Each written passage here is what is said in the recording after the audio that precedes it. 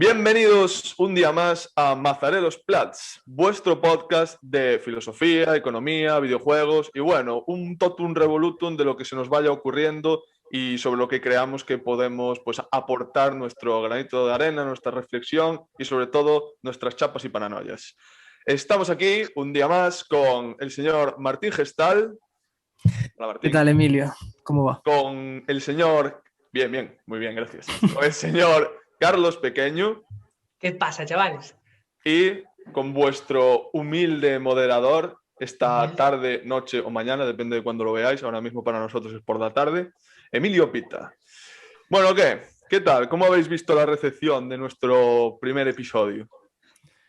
Yo la vi bien. Sobre todo a mí lo que me gustó mucho fue que la gente que es cercana a nosotros, lo bonito al final de esto no es tanto, al principio es, en fin, nos van a ver cuatro gatos, pero que la gente que es cercana nos haya mandado un mensaje, nos haya, no sé, lo hayan compartido, lo hayan comentado, los que han criticado cosas para mejorarlo, quiero decir, todo esto suma, así que joder, pues hostia, yo creo que es bueno. Al final la idea de esto es precisamente que haya interacción con los que lo ven y que comenten y se la devolvemos. Entonces, vamos, yo estoy contento. No estoy contento con el conjunto audiovisual, pero estamos aprendiendo, así que esto espero que vaya mejorando con el tiempo, pero la recepción estuvo guay. Sí, poco a poco. No somos aquí expertos en el ámbito audiovisual todavía, pero bueno, esperemos ir supliendo eso con nuestra carisma, conocimientos, charletas sí. y todo lo que podamos, ¿no? ¿Y tú, Carlos, cómo lo has visto?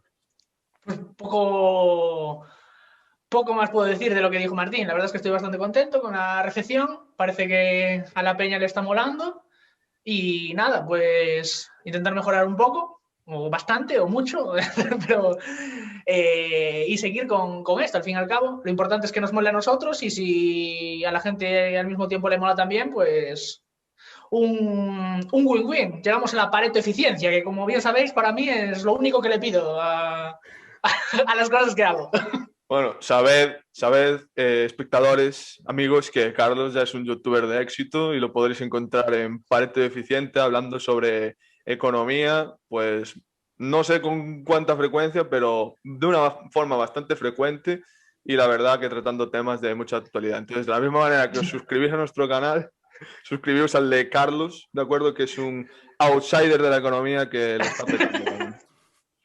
Bueno, dentro de todo este feedback y agradecimientos agradecimientos los vamos a dar nosotros, ¿no? Dentro de todo este feedback y comentarios y críticas que nos habéis hecho, queremos rescatar la de Emilio, desde Aguarda, que nos ha hecho un feedback bastante interesante y ha hecho una serie de comentarios al respecto de lo que dijimos, de lo que especialmente Carlos dijo sobre Robinhood y las aplicaciones de trading que no requieren ningún tipo de pago.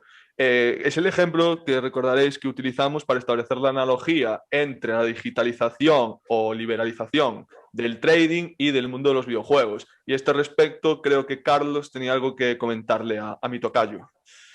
Está bastante guapo el rollo, el Emilio dando paso a Emilio, ¿sabes? Es como la metaemilización. Sí. Nada, pues ya como tú dijiste, en primer lugar, pues eso, agradecer en general a todos los que nos hicieron comentarios, sean críticas constructivas o sea felicitaciones o lo que sea. Y nada, en particular sí que Emilio dijo algo que a mí se me pasó completamente comentar, pero que es sustancial para entender un poco cómo va la vaina. Y es que no comentamos nada en relación a la dependencia que plataformas como Robinhood tienen de los market makers, como en el caso particular de esta Citadel. En términos generales, un broker, como es el caso de Robinhood, porque a veces también es cierto que pensamos en el broker como una persona de traje que se dedica a estar en un sitio y decir, compra, what? Una plataforma como Robinhood en última instancia es un broker. O sea, los brokers es eso. Se encargan de recibir las órdenes que tú les mandas y ejecutarlas. A cambio, por lo general, te cobran una comisión, te cobran una determinada parte de dinero. Sin embargo, Robinhood no te cobra nada. Pero, claro, en economía, decía Milton Friedman, y se suele repetir mucho, no hay nada así como un almuerzo gratuito. Y estas plataformas, como reciben financiación, es al trabajar casi en régimen de exclusividad con estos market makers. En el caso de Robinhood, Citadel. Es decir, las acciones que recibe las vende a Citadel, Robinhood. Un market maker de lo que se encarga es de dotar de liquidez al mercado. Y lo hace pues comprando a un menor precio del que vende. Ese diferencial es el que le permite dar una parte a Robinhood en este caso, porque es quien le pasa estas acciones. Y esto es importante porque, como veíamos en el capítulo pasado, yo había comentado que uno de los grandes perdedores y el más sonado fue el fondo de inversión Melvin Capital, que eran los que estaban en corto, etcétera, etcétera. Y no voy a volver a comentar lo mismo. Lo que sí es importante es que cuando se dio esta situación, cuando tú estás en corto, tienes dos opciones. Una, cerrar la operación y comprar y apoquinas con lo que ya esté y punto. U otra, mantenerte en tus 13, es decir, esto va a pasar. Este precio tan artificial, tan elevado, no se va a mantener. Voy a seguir en corto esperando a que esto vuelva a su sitio y sigan cayendo las acciones y yo vuelva a ganar dinero. ¿Qué pasa? Aquí es donde tienen importancia lo que se llaman los margin call. Es decir, vale, el broker se pone en contacto y dice, vale, me parece muy bien, tú sigue en tu posición, pero claro, dame garantías de que tú me vas a pagar en el caso de que esto se vaya en el caso de que esto se vaya de madre, en el caso de que esto se vaya aún más de madre. Y claro, la garantía no es pequeña, porque eso, Melvin Capital no tiene un par de acciones, o sea, que no las tiene, o sea, por lo que decíamos la otra vez, pero no está trabajando con un par de acciones, está trabajando con muchas. Entonces, claro, esa garantía, quien se la ofreció a Melvin Capital fue precisamente Citadel. Es decir, que por un lado tenemos a Citadel pagando a Robinhood y por el otro dándole garantías a Melvin Capital. Lo cual es, claro, como mínimo, da motivos de sospecha esta clase de cosas. Agradecerle de nuevo a Emilio la interacción, el decirnos las cosas así como las cosas que están bien, las cosas que se nos pasan y que están mal, y nada, te devuelvo la conexión. Bueno, pues ahora de Emilio, pero en sentido contrario, en sentido inverso, pues voy a presentar un poco el tema de este programa. Vamos a tomar otra vez como tema de debate, objeto de debate, o de estudio, el mundo de los videojuegos, el industria de los videojuegos, sobre todo pues por los anuncios que han estado haciendo algunas grandes compañías esta última semana. Como muchos de vosotros sabréis, pues ha sido el Nintendo Direct, ha sido el State of Play de Sony, el Pokémon Presents, toda una serie de eventos que no han sido demasiado bien recibidos por los consumidores, por el público, podríamos decir, y que ya han suscitado tanto a nivel periodístico como entre los propios usuarios, bastante debate. Entonces, a este respecto, no sé si queréis introducir algo, no sé si quiere empezar Martín a hablar un poco de estos eventos, de su naturaleza, de su objetivo. Sí, a ver, te voy a comentar un poco por encima para contextualizar, porque, a ver, febrero estuvo calentito con este tema. Se hicieron 3 eventos que fueron muy importantes o podían ser muy importantes, al final se quedaron ahí un poco en la estocada sobre videojuegos. Uno fue el Nintendo Direct, que como sabéis fue el día 17, luego Sony hizo su State of Play el día 25 y el Pokémon Presents, que desde mi punto de vista yo creo que quizá tiene el anuncio más importante de los 3 eventos en su conjunto, luego lo podemos comentar, que fue el día 26, fue justamente seguido. Entonces, para no hacer muy pesado esto y ponerme yo aquí a mencionar los juegos que fueron anunciando, que es para pararse un poco a analizar exactamente cómo se está moviendo la industria, decir solamente en términos generales que yo creo que se vuelve a cumplir de nuevo esta dinámica que veníamos comentando en el podcast anterior, que es juegos AAA, digamos, muy reducidos, anuncios muy pocos anuncios AAA, me refiero, que justamente en tanto que el AAA implica esto, ¿no? Tiene muy pocos riesgos a la hora de de ponerlos en venta a la medida en la que están, bueno, reproduciendo un modelo que entendemos que ya tiene una comunidad muy fuerte detrás y es un modelo de juego que sabemos que va a tener muchas ventas detrás, etcétera. Y el peso creativo, de nuevo, ha vuelto a caer sobre los hombros de la industria indie, que de hecho yo quiero señalar un juego que a mí me ha llamado la atención, que es el Sifu creo que de Slow Club, me vais a perdonar si me equivoco, pero creo que es la desarrolladora indie. Perdona. Que creo que es la desarrolladora indie que está detrás. Entonces, digo, luego entraremos más pormenorizadamente en cada uno en algunos juegos para utilizarlos como ejemplo y tal, pero yo creo que ha habido 3 problemas a la hora de exponer estos eventos al público, y yo creo que justifican de alguna manera o explican por qué ha habido por qué la gente está defraudada en este sentido, ¿no? Por un lado, sabemos que ha habido o que hay en el horno muchos juegos importantes de los que todavía no tenemos demasiadas noticias. Entonces esperaba que justamente a principios de año, ahora mismo estamos en febrero, pues diese, digamos, algunos adelantos de cara al conjunto del año, ¿no? Es el caso, por ejemplo, de la segunda parte de Zelda Breath of the Wild, que de hecho ha salido, lo tengo por aquí apuntado porque no lo sé pronunciar bien, Eiji Aonuma, que es el productor del juego, que ha hecho una cosa que, en fin, solamente se le ocurre a Nintendo, que ha salido diciendo, bueno, sé que estáis esperando noticias del juego y tal, hostia, pero todavía no, que es... Pidieron disculpas, ¿no? En plan... Que pidieron bueno, claro, Víctor dijeron, lo siento mucho, lo sentimos mucho, todavía no tenemos noticias, así que os coméis...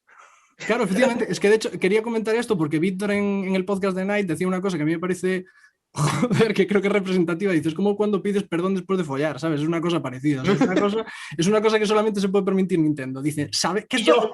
Esto vuelve a demostrar otra vez que Nintendo efectivamente sabe jugar con su público, porque siguen teniendo muchísimas ganancias, pero no saben jugar con las expectativas de sus consumidores. Esto se ve porque saben perfectamente que se está esperando este juego, salen a la palestra, piden perdón, dicen, ya hablaremos.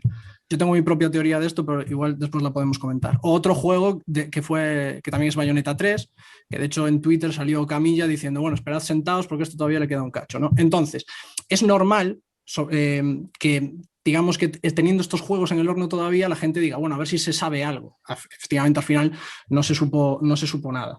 Eso por un lado. Por otro lado, estos eventos vuelven a demostrar otra vez cómo la industria o estas grandes marcas tienen la necesidad de seguir moviendo la rueda. Es decir, la rueda mediática en el sentido de tratar de ganar un titular al día siguiente o que sus nombres o que sus títulos salgan en las notas de prensa del día siguiente. Porque el problema cuando tú, digamos, organizas un evento de este calibre, entiendo que tienes un compromiso con el público que te va a ver. Y si tú vas a hacer un anuncio, debes tener algo que anunciar. Y yo creo que no se ha cumplido en este sentido, salvo por algunos casos particulares. Yo creo que el título más importante del Pokémon Presents, que fue Leyendas Pokémon Arceus y tal, pueden efectivamente justificar el evento, pero no sé hasta qué punto en el State of Play una expansión de un remake episódico de un juego del año 97 puede justificar que sea el juego de cierre, además del evento, justifique el evento que se hizo. Entonces, bueno, yo puedo entender que la gente esperase otra cosa y al final no sucedió. Y por otro lado, y ya termino con esto y damos paso un poco al debate, es que las expectativas, digamos, no vienen de ningún sitio. Es decir, son ellos los que crean de alguna forma también las expectativas de los consumidores que van a ver el evento, ¿no?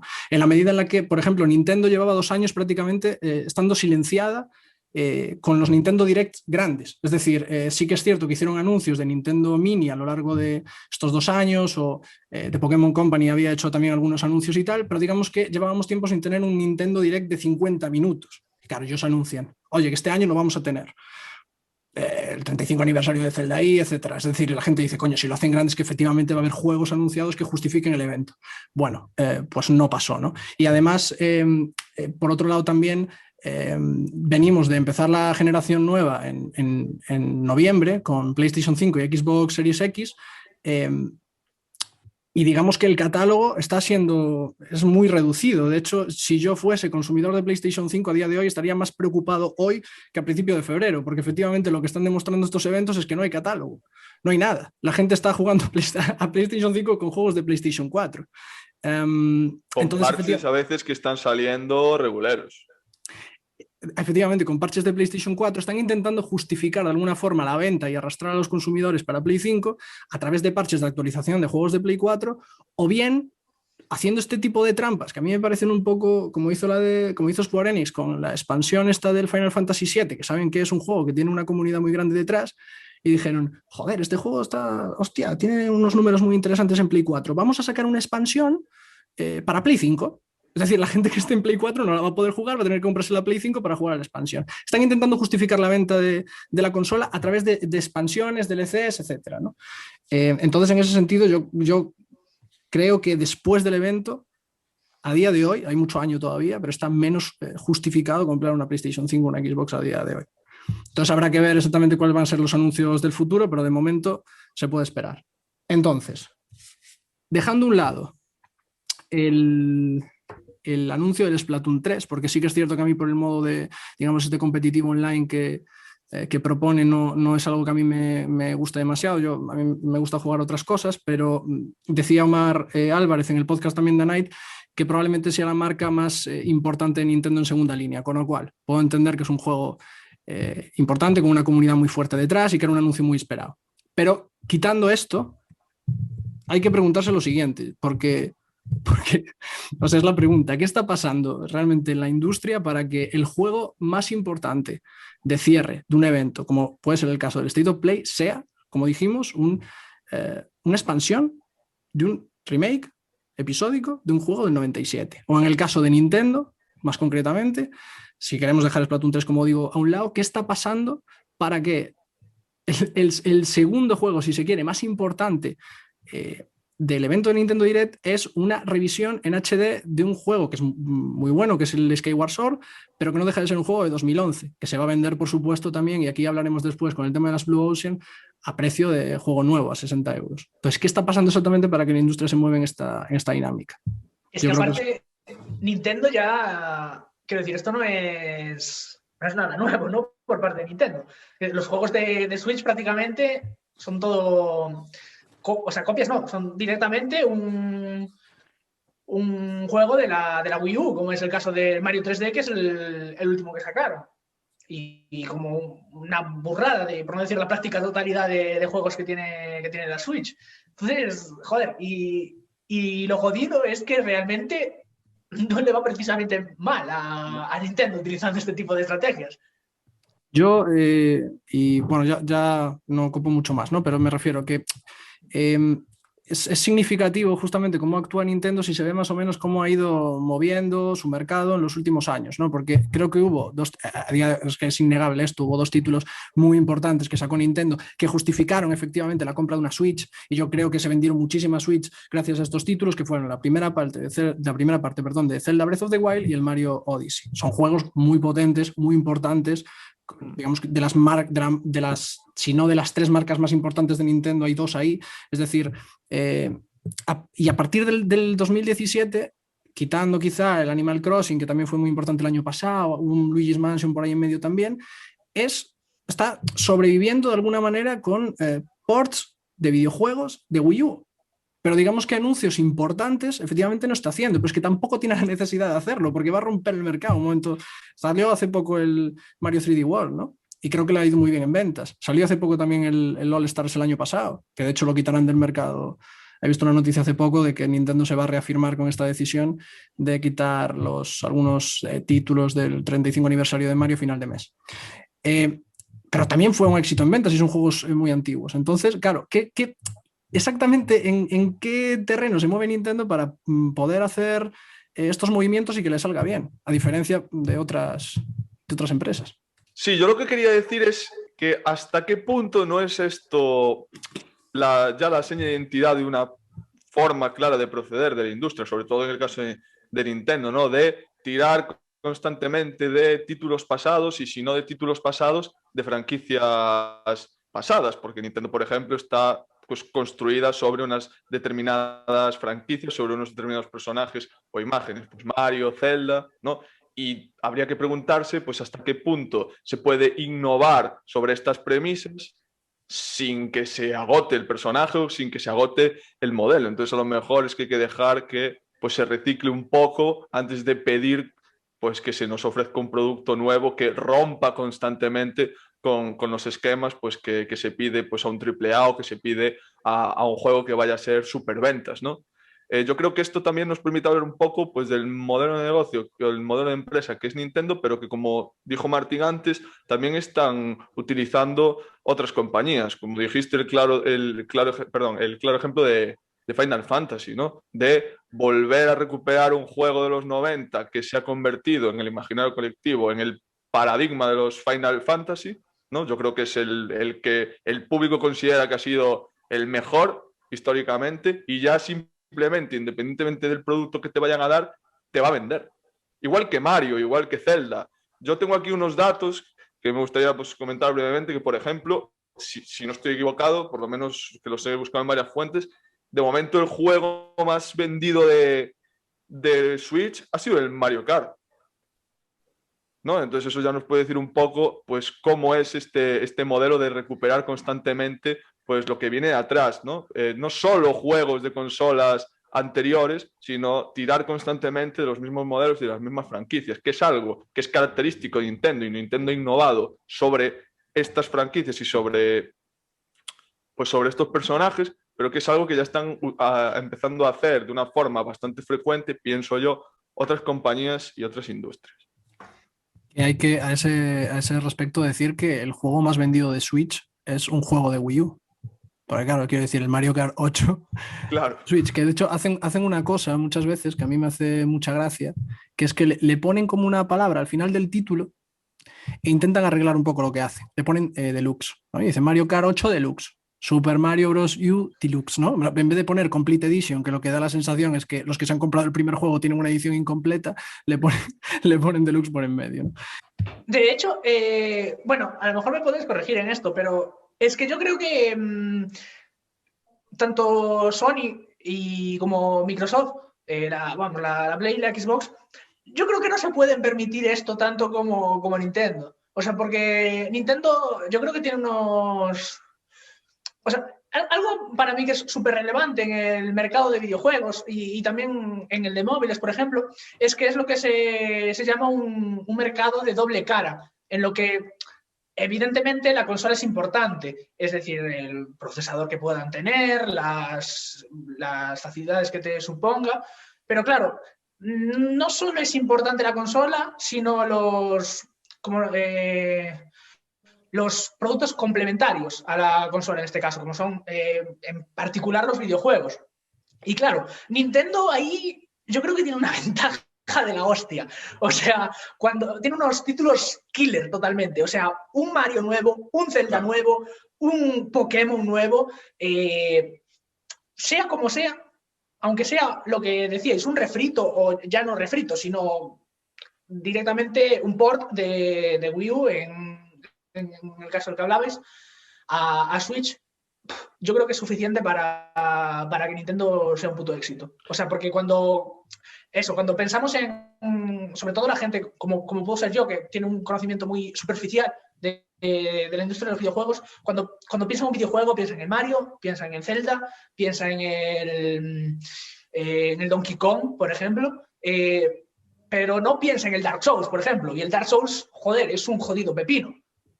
Pero claro, no es tan conocido como puede ser Nintendo. Y eso es lo que le permite quizás a Nintendo hacer este tipo de cosas. Sí, perdón. Yo a este respecto que me gustaría comentar que es que a lo mejor es la forma o una de las muchas formas, pero yo creo que la fundamental que tiene ahora mismo Nintendo, que ha tenido Nintendo en las últimas décadas o en la última década, de competir a tope contra, sobre todo, Sony y Microsoft.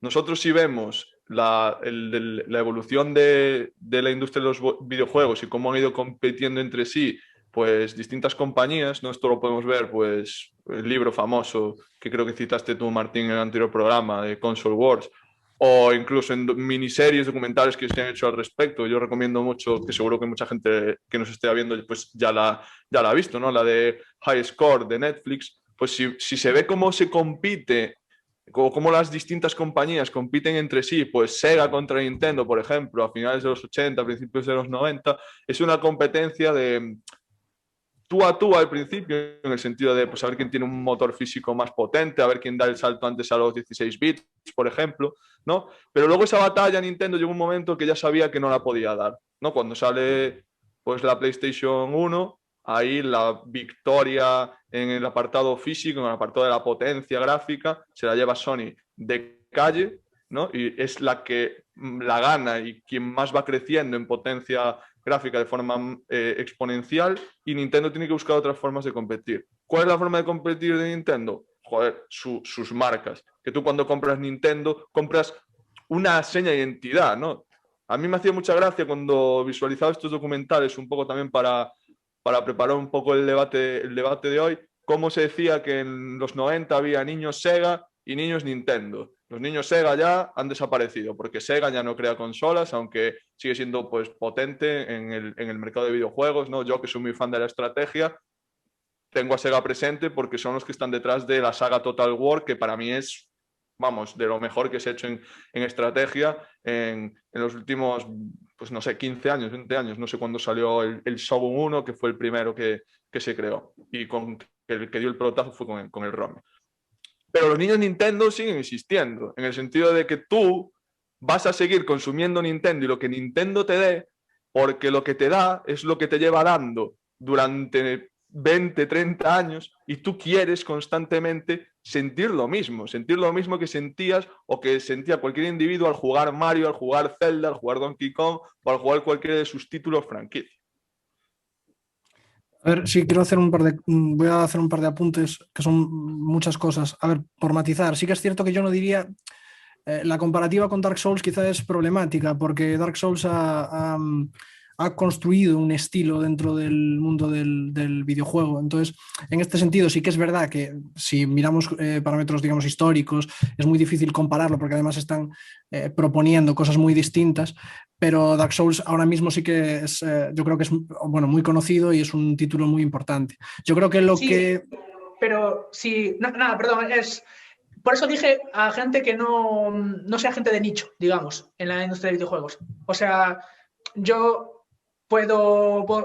gente que sí que está metida en el mundo, que mínimamente metida, sabe de sobra lo que es Dark Souls. Pero quiero decir, alguien que conozca muy superficialmente el mercado de videojuegos, yo creo que no ofrece esa comparativa, creo, yo desde fuera, vaya. Por eso me refería a que cosas como Dark Souls o yo qué sé, no sé, cualquiera de los productos, siendo insignia tanto de Sony como de Play como de Xbox, no tienen tanta visibilidad como tiene un Mario, como tiene un Zelda, fuera de los hardcore gamers, digamos.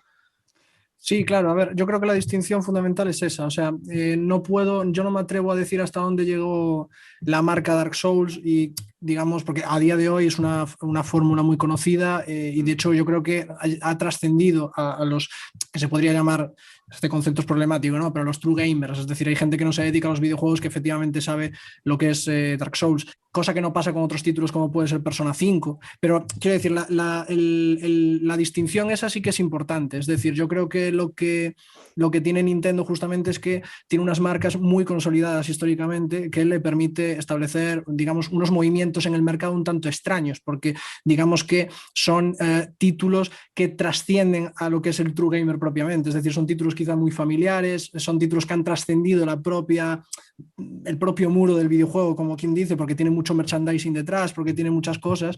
Entonces, en ese sentido, de ampliar el público, sí que es verdad que está la distinción. Digo un par de cosas más y ya termino. Yo creo que justamente el modelo que tiene Nintendo en este sentido, esto es simplificarlo mucho, porque creo que el tema es bastante complejo, pero la manera que tiene de competir es efectivamente no competir. Es decir, a lo que va Nintendo es a esta historia de, bueno, vosotros, que de hecho se ve, es lo que decías tú, Emilio, y es verdad, esa competencia directa que tenía con Sega de aquella, saber quién hacía la consola más potente, es una cosa que cuando empieza a salir PlayStation y ve que efectivamente el terreno, digamos, de la potencia se lo van a desbancar, él dice, bueno, voy a empezar a apostar por otro tipo de modelo. Y aquí es cuando, bueno, hace este experimento del GameCube, pero luego ya se ve más expresamente con el tema de la Wii, etcétera, ¿no? Ahora con la Switch. Es decir, estamos con una generación que está, digamos, centrando el discurso en la potencia de la consola y en la potencia gráfica de sus juegos, y Nintendo dice, bueno, pues yo en principio te voy a hacer un híbrido y es la manera que yo tengo, es decir, de meterme en este mercado, y efectivamente les funciona. Lo bueno que tiene Nintendo en relación también a las fórmulas que propone y a las marcas que tiene detrás, como Mario, Zelda, Pokémon y otros tantos gigantes, es que o sea, es una cosa que es evidente que son buenísimos. O sea, dentro de la empresa hay genios ahí. Cuando parece que la fórmula está completamente agotada, por ejemplo, el género de las plataformas, con el caso de Mario, ¿no? Dices, bueno, pues cuando parece que no se puede hacer nada más, te sacan el Mario Galaxy, que para mí es uno de los, en concreto el Galaxy 2, que me parece una puta obra de arte. O de repente, cuando parece que no llega nada más, te sacan el Mario Galaxy, que no sé quién fue fumado ese día a la reunión y dice, oye, ¿por qué no metemos que la gorra haga esto, tal, no sé qué? Y que parece una idea de locos y que efectivamente funciona luego en el gameplay. O el caso de Zelda Breath of the Wild, que dice, no, es que el mundo abierto, antes, el caso de los mundos abiertos lo sabía, digamos, el discurso hegemónico de lo que es un mundo abierto lo llevaba Ubisoft, porque lo que proponía era, bueno, o sea, un mundo abierto gigante con puntos de interés marcados para que vosotros vayáis, digamos, a estos puntos de interés, a hacer misiones, etcétera, ¿no? Y lo que hace Nintendo con este juego es darle la vuelta, es decir, te voy a crear un mundo lo suficientemente atractivo para que, sin necesidad de que yo te marque dónde tienes que ir, tú mismo quieras ir allí, ¿no? Y entonces da la vuelta a la fórmula y vuelve otra vez a crear en un modelo que parecía que ya estaba todo dicho, ¿no? Que es el mundo de los mundos abiertos con Zelda Breath of the Wild. Entonces, bueno, en este sentido, pues claro, él tiene detrás una serie de ventajas que le permiten hacer estos movimientos. Yo sobre lo que has dicho, que lo tengo aquí apuntado en mi libretiña, que justo dijiste, pues Nintendo decide no competir. Es que efectivamente, sobre todo cuando decide dejar de competir hace ya bastantes años, perdón, en el ámbito de la potencia física, lo empieza a hacer de otra forma. Y competir para Nintendo es precisamente no competir con Sony, y en la actualidad no competir ni con Sony ni con Microsoft. ¿Cómo? A partir de sus personajes franquicia y toda la innovación que puede hacer, en muchos casos hacerlo a partir de dichos personajes. Y es que al final, yo insisto con esto, lo que compramos nosotros cuando compramos productos de Nintendo, cuando compramos videojuegos de Nintendo, es precisamente que el videojuego es mucho más que eso, ¿no? Nintendo está continuamente sirviéndose de su conocimiento, de que si vende Mario, si vende Zelda, le está dando al jugador algo más que un mero videojuego, le está dando pues el contexto que rodea a todo ese personaje y a toda esa franquicia, ¿no? El contexto en el cual pues nosotros jugamos a los primeros Zelda o a los primeros Mario, y eso es lo que ha hecho que el refrito que anunciaron en HD al final del Nintendo Direct, pues si yo no estoy equivocado, porque lo han anunciado varios medios, Eurogamer, por ejemplo, cuando lo analizaron en directo, pues, perdón, cuando analizaron un día o dos después, pues es lo que ha hecho que en Amazon o en otras grandes compañías o en otras grandes empresas de venta online esté totalmente agotado las reservas de ese nuevo refrito de Zelda, ¿no? Porque saben que te pueden vender el mismo juego en HD para otra consola, porque ellos saben que es más que un juego. Es la experiencia que tú viviste al jugar ese juego en la consola original. Entonces ellos te venden la oportunidad de volver a estar ahí. Que no es solo el juego, que puede sonar una paranoia, pero yo creo que es algo más. Y ellos lo saben. Y ellos lo saben. Lo que yo me pregunto, y esto no lo sé porque no tengo datos, me gustaría saber hasta qué punto esto funciona para captar jugadores nuevos. En el sentido de que la franquicia y simplemente vender a través de los personajes más famosos o los personajes insignia de la compañía sirven para mantener atado a la persona que lleva mucho tiempo o un tiempo prudencial ligado a Nintendo. Lo que no sé es hasta qué punto puede esto captar a los nuevos jugadores, pero claro, ahí entra, pues como has dicho, la creación a lo mejor ya de nuevas franquicias, ¿no? Como puede ser Splatoon, que obviamente no tiene la misma trascendencia que sus buques insignia, pero habrá que darle tiempo. En relación a esto, nada, o sea, estoy prácticamente de acuerdo con todo, y algo que me llamó bastante la atención es lo que dijo Martín de que la mejor forma de competir de Nintendo es no competir. porque yo creo que esto es correcto, pero con ciertos límites, y esto nos lleva a la Blue Ocean Strategy, la estrategia del océano azul. Bueno, sí, a grandes rasgos, en el océano rojo, este tipo de estrategias estarían centradas en los actuales clientes, ¿no? Entonces, para centrarlo en lo que estábamos hablando ahora, el ejemplo claro serían Microsoft y Sony, en la cual sea vía precios, es decir, intentando abaratar costes, o innovando, mejorando las características, etcétera. Lo que quieren es quedarse con la mayor participación del mercado ya existente.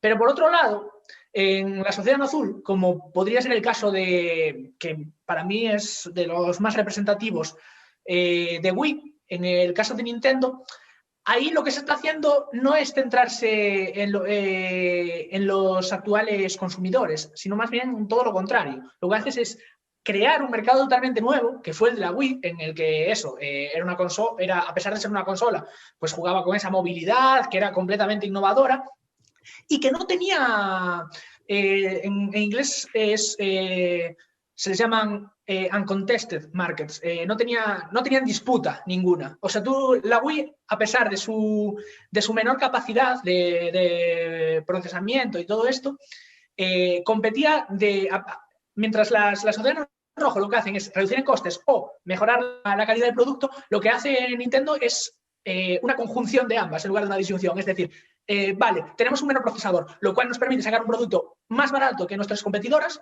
y al mismo tiempo te ofrecemos una calidad de la polla. Porque la Wii, a pesar de, evidentemente, no tener los gráficos para jugar a los juegos que sí que podías jugar en las otras consolas, te ofrecía unas experiencias de la leche. Y lo que antes comentabais de lo que te ofrece Nintendo, de la marca Nintendo, es que eso, que no solo te llega, como dijo Martín, sé que es un concepto problemático, pero para entendernos, no es una consola de nicho que pretende llegar a los hardcore gamers, sino que te lo ofrecen a la persona que quiere hacer pilates, le ofrecen la Wii Fit. Y a los que ya son propiamente clientes de Nintendo, pues tienen unos títulos que son realmente la hostia, que son un Mario, que son un Pokémon, que son un Donkey Kong, que son un Zelda, y que ya de por sí hacen que el valor de la consola aumente muchísimo, porque no puedes jugar a Mario en otro tipo de consolas. Tienes que pasar por el aro de Nintendo y no hay más. Entonces, yo creo que esto es bastante importante, vaya, a la hora de analizar este tipo de mercados.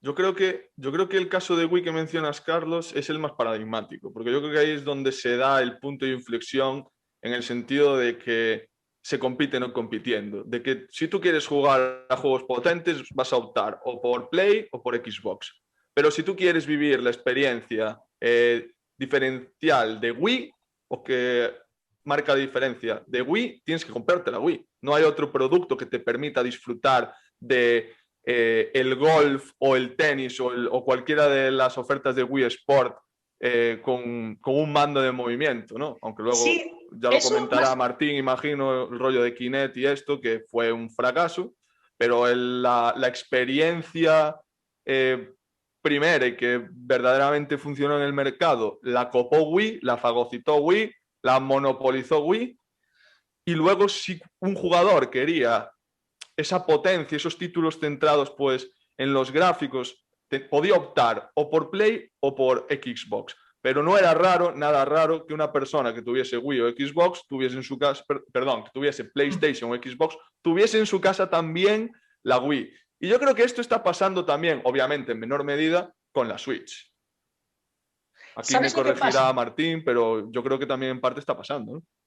Y dejo hablar a Martín ahora, pero en relación a lo que comentaste, que es la otra cara, digamos, de lo que ya comentó antes Martín, de competir no compitiendo, esto tiene sus límites. O sea, puedo estar de acuerdo en que Wii es un ejemplo paradigmático de Blue Ocean hasta cierto punto, porque el mercado de los videojuegos, o sea, de los videojuegos entendiendo también a las consolas, como un ecosistema, o sea, porque lo que decía, es un mercado de doble cara, entonces no es solo importante la consola, porque si no, claro, si lo importante es la consola, PlayStation y Xbox borran del mercado Wii, porque ya está, es evidente. objetivamente tiene unas capacidades mucho mayores. Pero bueno, en el caso de Wii no tanto porque te ofrece otra clase de posibilidades, pero bueno, que tienen unas capacidades mayores que la que suele tener Nintendo.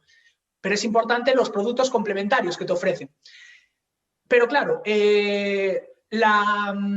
lo malo de la estrategia de Nintendo en general y de Wii en particular es que sí, llegó, o sea, su target, su público objetivo, no era un público de nicho, sino que era prácticamente todo el mundo. Mira, vente a Nintendo, seas jugador de plataformas, seas una persona que quiera hacer deporte y entretenerse al mismo tiempo, si quieres quedar con tus amigos y no queréis salir porque está lloviendo, eso.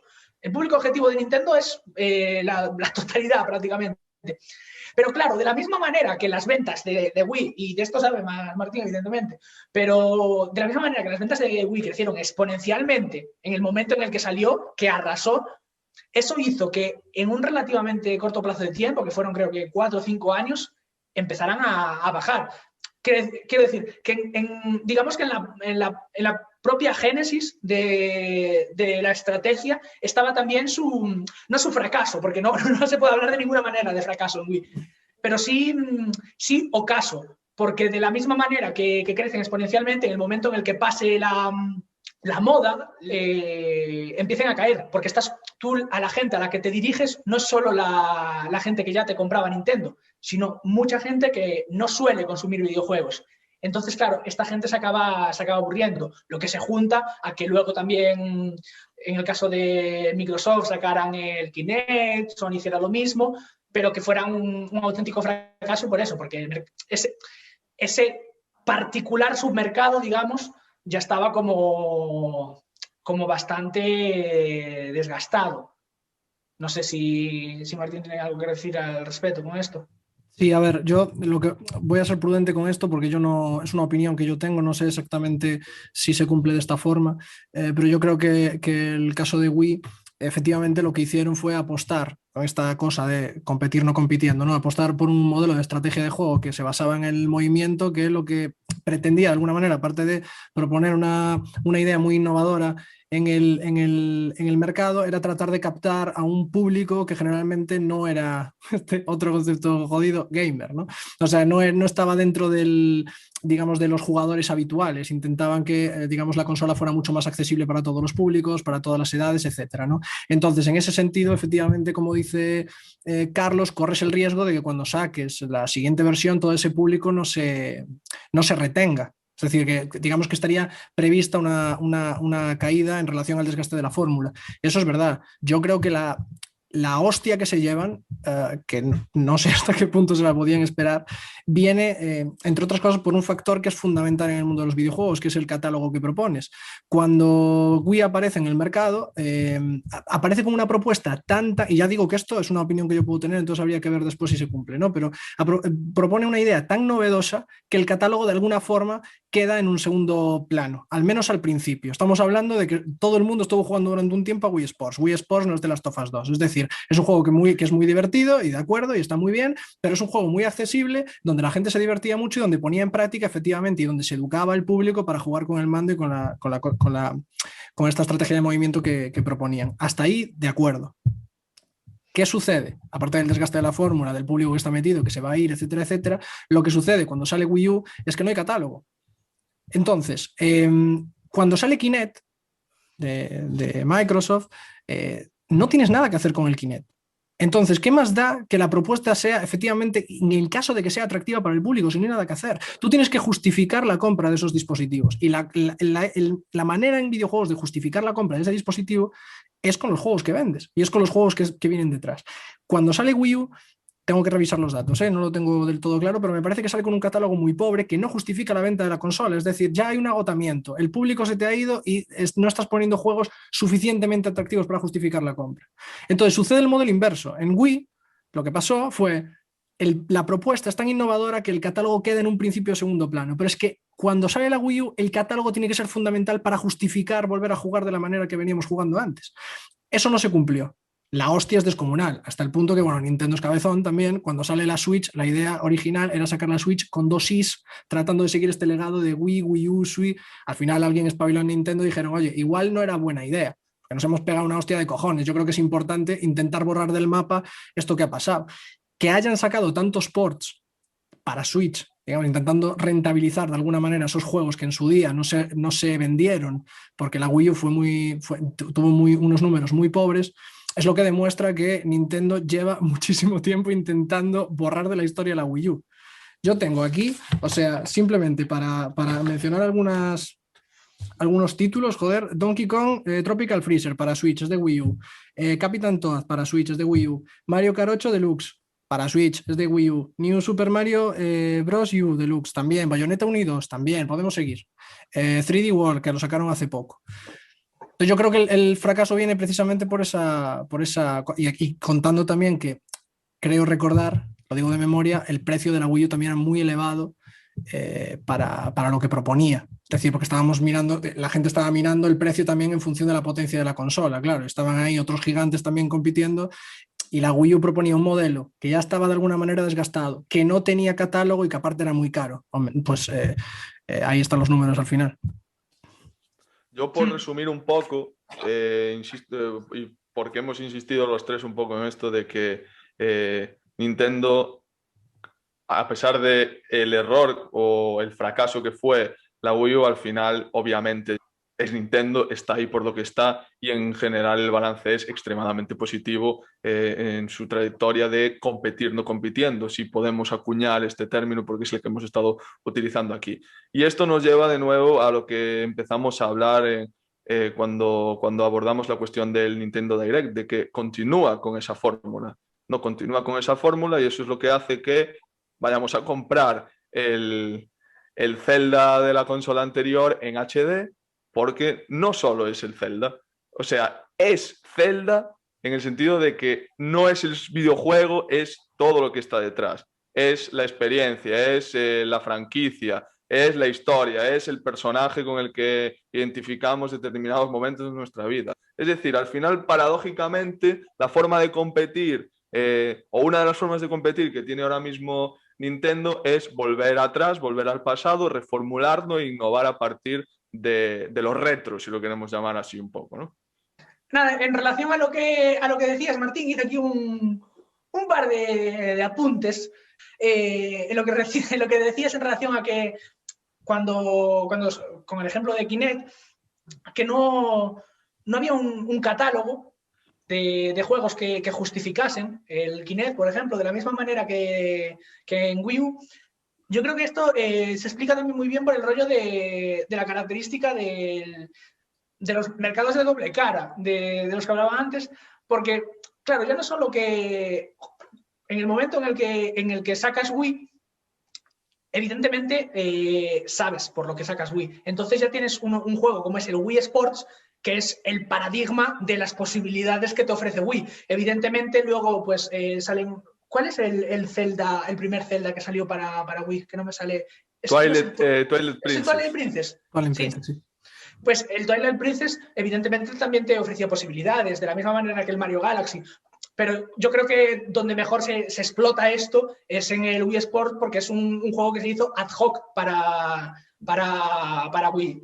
Y claro, sin embargo, cuando Microsoft o cuando Sony intentan copiar esto, aquí se ponen de manifiesto las limitaciones de que no solo tienes que contar con el hardware, sino con el software, con los juegos que permitan subsistir a ese ecosistema que tú estás creando. Pero el problema ¿cuál es? Que cuando tú desarrollas un juego para Wii, o en el caso de Kinect o en el caso de Sony, tienes que desarrollar un juego muy particular. Y esto yo creo que se acentúa también bastante con Wii U. Wii U era un sistema de juego que era un juego como asimétrico, en el que uno de los jugadores tenía la Wii U con la pantalla y el resto no. Eso, ¿la idea es mala? No.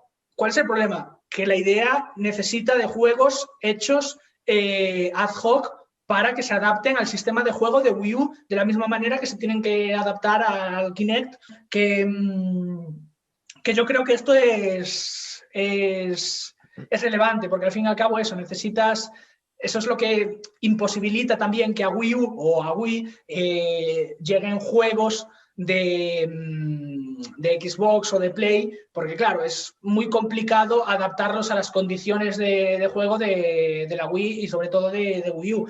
Y yo creo que esto también se une bastante, como ya habíamos comentado, como a un descuido por parte de Nintendo con la Wii y luego sobre todo con la Wii U, que luego se intentó enmendar hacia el Nintendero, ¿no? Hacia la gente que te llevaba comprando el producto desde siempre porque realmente disfruta jugando a lo que Nintendo le ofrece, como el Mario, el Zelda, etc.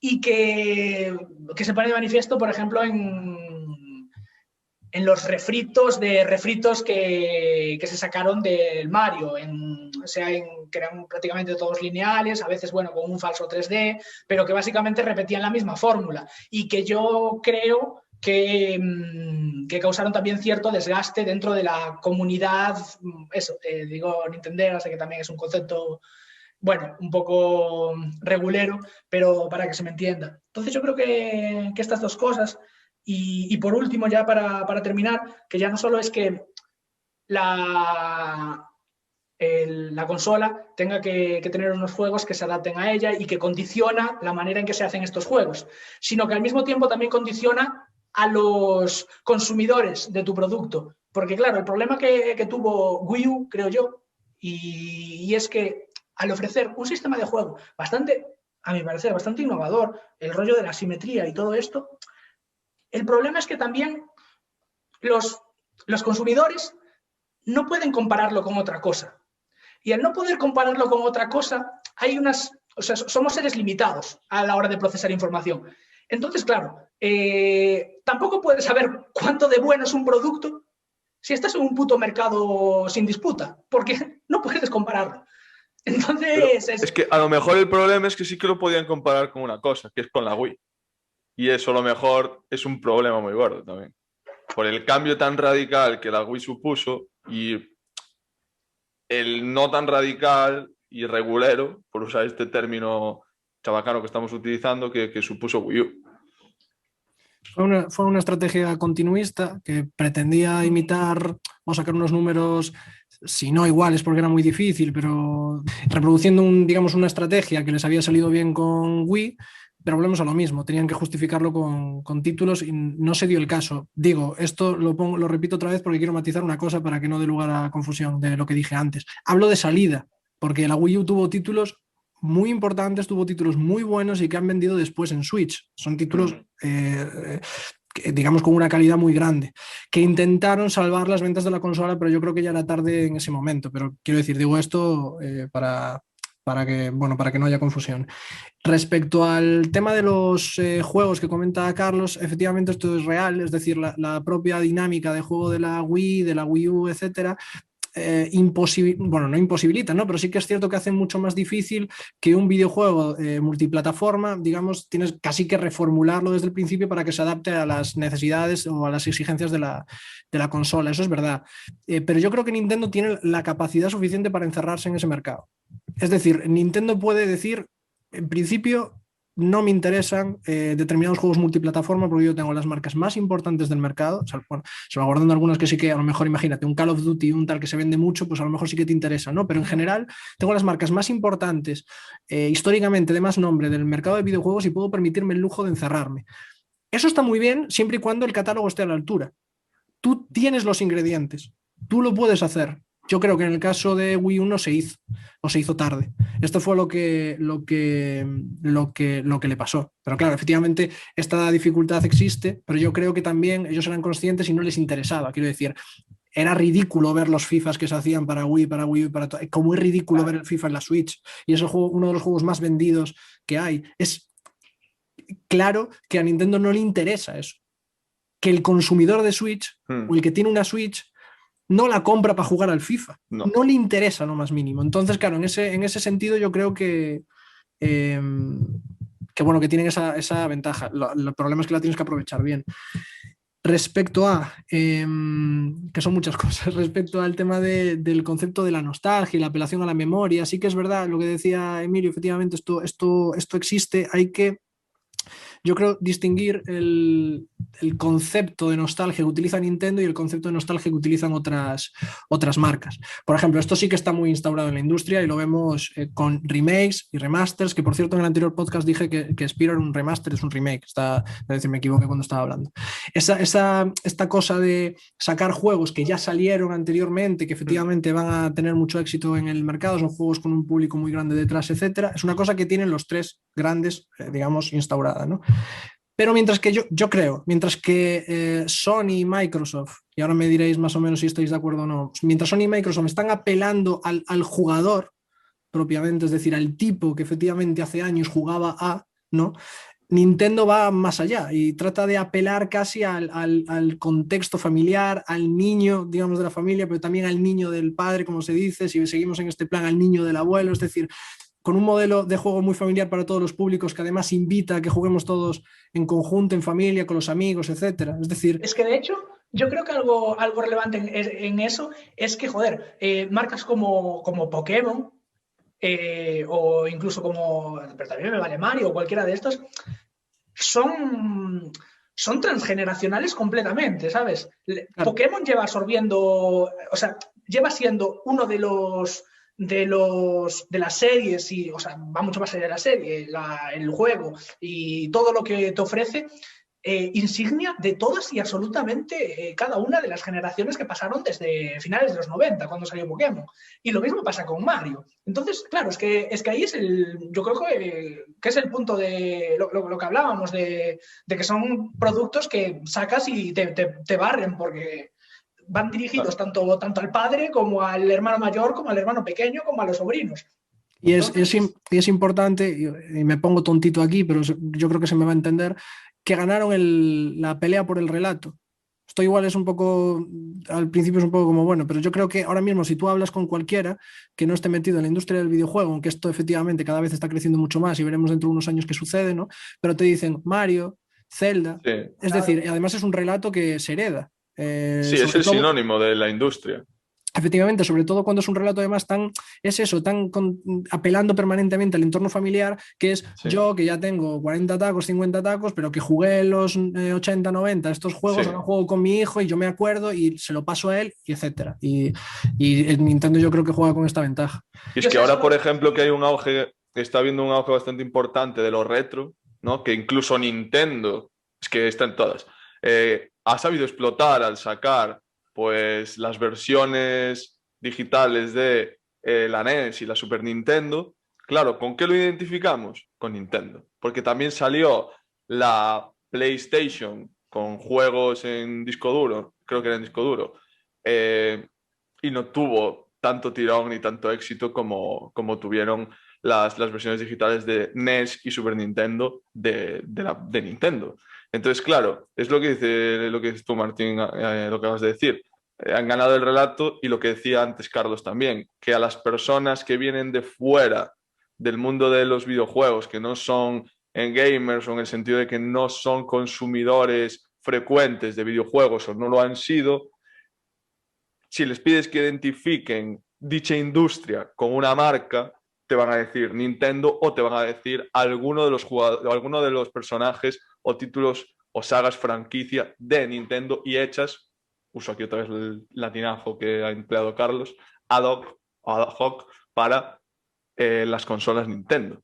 ¿No? En tanto que tienen la exclusividad y en tanto que es su propia desarrolladora de sus propios títulos.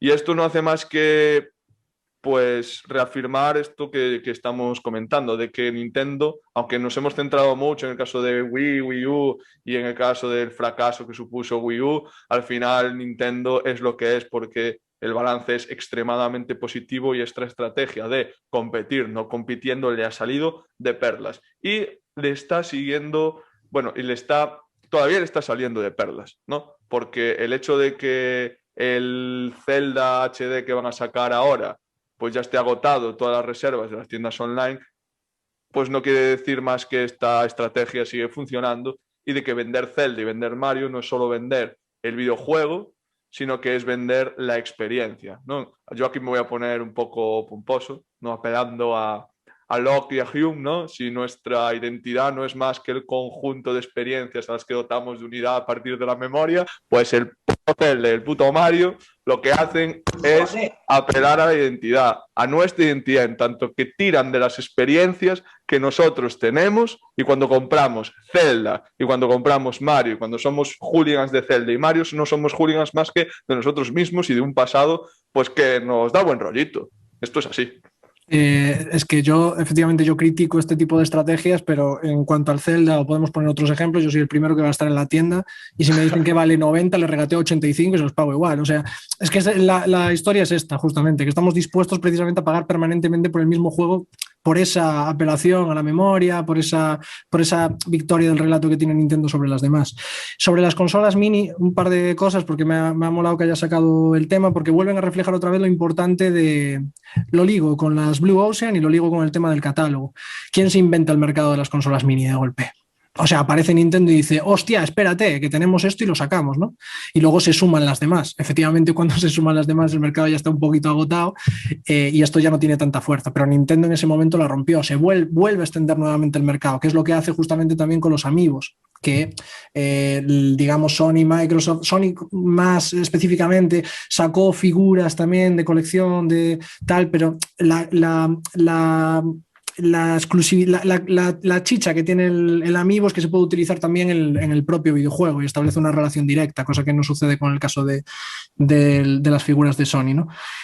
Pero, y esto es importante también porque obviamente en la industria cuando se habla de videojuegos se tiene que hablar de licencia y de derechos de autor y todas estas cuestiones. Y aquí se ve también como Nintendo yo creo que además en los catálogos más clásicos y con sus marcas más representativas tiene el dominio absoluto del producto. Entonces ellos pueden sacar una NES o una Super NES mini y poner un catálogo medianamente bueno, medianamente digamos que juegos además que saben que la gente quiere para justificar la compra de esa consola mini, que por cierto no recuerdo bien, pero me parece que estaba entre los 70 60 euros, no sé si la primera 70, la segunda que salió 60, es decir, es un precio importante. Sony no tiene esta ventaja. Sony cuando saca la PlayStation 1 no tiene los derechos de la mayoría de juegos en los que les gustaría poner, porque los derechos lo tienen otras empresas, digamos, otras desarrolladoras con las que trabajó en ese momento. Entonces, ¿qué pasa? Que el catálogo de esa PlayStation 1 se ve muy limitado por este aspecto. Sony es dependiente, digamos, de los derechos de autor de los demás, entonces en ese sentido tiene que hacer un catálogo que se quedó, desde mi punto de vista, muy pobre en función de la demanda que hacía la gente que iba a comprar una PlayStation Mini, que lo que hizo también es que se diese una hostia en números. Esto también es importante porque vuelve a reflejar otra vez, incluso digamos en este mercado retro y tal, se ve justamente la importancia del catálogo otra vez. Es decir, la consola está bien, la potencia de la consola está muy bien, las modalidades de juego que proponga la consola también, por ejemplo la Play 5 con el mando del DualSense, etcétera, ¿no? Está muy bien, pero efectivamente todo eso se tiene que justificar con catálogo, con juegos importantes. Y esto es lo que pasó, yo creo, con la Wii U, lo que ha pasado también con la PlayStation Mini y con con esta pelea que estamos permanentemente hablando de la nueva generación y lo que queda de año. Sí, yo por sintetizar un poco, ¿no? Porque empezamos hablando de la actualidad del mundo de los videojuegos, al hablar del Nintendo Direct, del State of Play de Sony, del Pokémon Present, pues simplemente decir que lo que está precisamente detrás de estos eventos y de la supuesta decepción que tiene el público al respecto de los anuncios que se han hecho en estos eventos no es más que la señal de identidad pues, de las industrias y de las empresas que están detrás.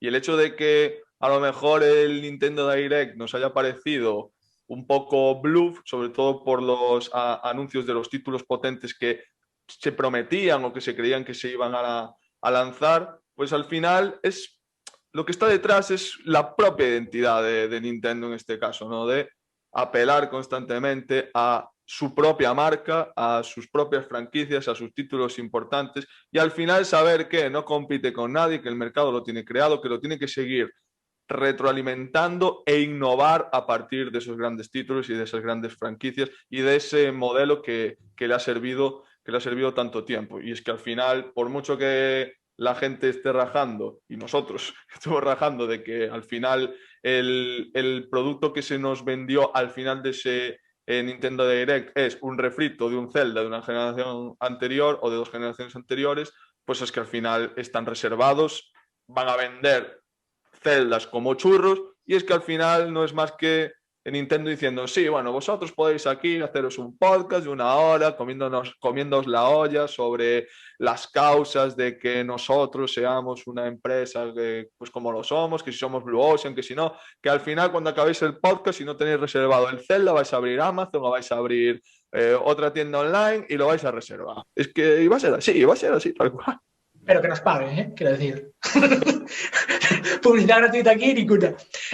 Nada, por comentar una cosa más en relación a lo que dijiste, yo creo efectivamente eso, que sí, con lo de la competencia y tal, pero yo creo que sí que a pesar de estos rendimientos que te ofrece Nintendo, que no te ofrecen otras, sí que de vez en cuando sí que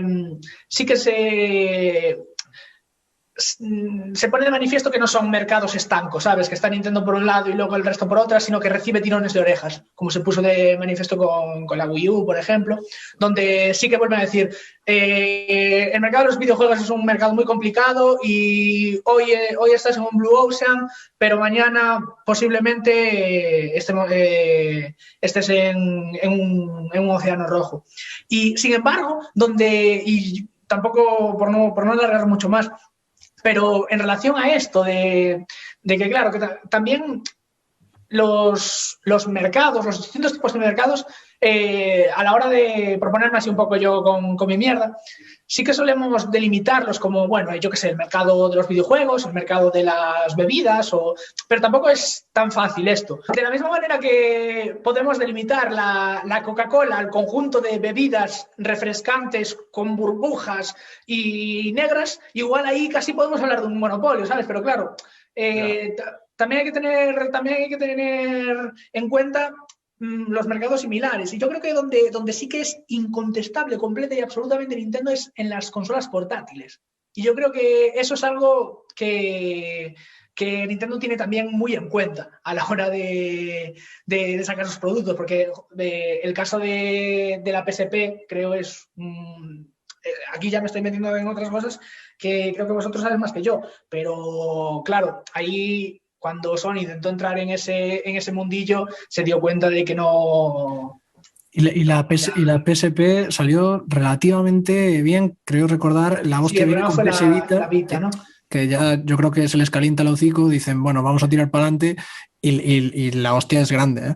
Claro, ahí la novedad sí que supuso, claro, porque dices, joder, jugar a los títulos como puede ser el God of War, de la Play en una portátil, y dices, joder, pues realmente está bastante bien, porque te ofrece unos gráficos bastante potentes para ser una consola portátil y tal, pero claro, es que al fin y al cabo no hay que olvidar el contexto. Nintendo es una empresa japonesa donde la mayor parte de tu vida te la pasas en el metro y donde realmente te sale más rentable que luego lo que hablabais, ¿sabes? O sea, una cosa es que luego tú disfrutes mucho de los juegos y tengas tu Play o tengas tu Xbox, pero la Nintendo, ¿sabes? Te resulta mucho más rentable y la vas a tener sí o sí, pues ¿por qué? Porque te pasas mucho tiempo de tu vida desplazándote en el metro y con un ritmo de vida bastante acelerado. De hecho, yo cuando consumía muchísimos mangas y muchísimo anime, me acuerdo de leer que en Japón la mayor parte de mangas que se sacan es en un papel bastante regulero para abaratar costes, porque los japoneses lo leen mientras están en el metro, mientras están, yo qué sé, descansando del curro o lo que sea, y luego tiran con ellos una vez leídos, porque están consumiendo muchísimo más a menudo de lo que consumimos los occidentales, digamos, aunque bueno...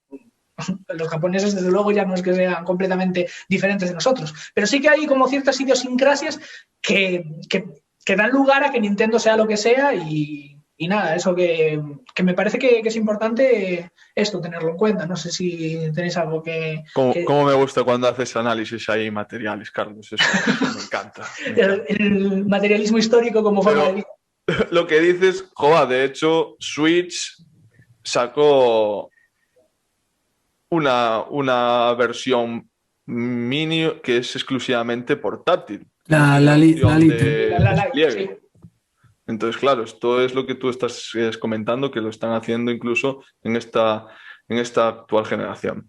Sí, de Bueno, hecho, yo nuevamente, por ejercer mi papel de moderador, que no he ejercido en absoluto, porque hemos estado más de charla en base a lo que hemos decidido hablar en este capítulo que otra cosa, pues recapitular un poco, ¿no? El hecho de que haya habido supuestas decepciones por parte del público con estos eventos que hemos mencionado, pues a lo mejor requiere que hagamos un análisis un poquito más profundo, ¿no? De lo que está detrás de todas las empresas pues, que son las encargadas de lanzar este tipo de eventos donde van a anunciar algunos de sus productos. Y aquí yo creo que hemos intentado dar un poco de luz a esto, ¿no? Nosotros podemos estar decepcionados con ciertos anuncios que se han hecho en el Nintendo Direct, por coger ese ejemplo que es en el que nos hemos centrado, sobre todo el caso de Zelda, pero es que eso tiene una razón de ser, y es que ellos saben que lo van a petar igual.